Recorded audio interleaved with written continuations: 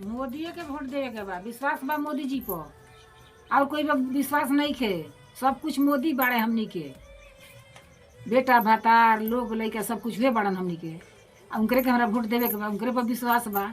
और कोई के केकरा के विश्वास करे नया आदमी के। मोदी जी पुरान बाड़े, उनकरा पर देवे के बा।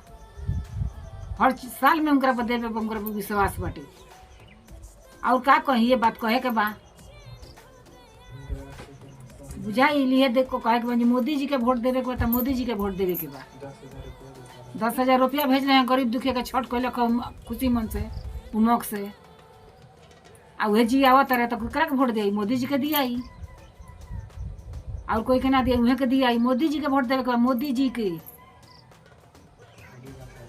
आगे बढ़ावे के बा। विश्वास बा मोदी जी पर, जे बानी से उहे के बानी मोदी जी। गरीब के दुख बुझे वाला। आ लोग हम के चाहता है मोदी के बदल देवे के। हमनी ना बदलम सो, हमनी मोदी जी के देम सो। मोदी के सिवाला कोई नहीं के, उहे मोदी जी बाड़े। गरीब दुखिया के सारा लोग के मदद बेचारी करता रहे, जी आवता रहे, कुछ आगा बढ़ावे के सोचता रहे, कुछ देता रहे। आ उन लोग के का कहीं हो, जब देम तो मोदी जी के दे।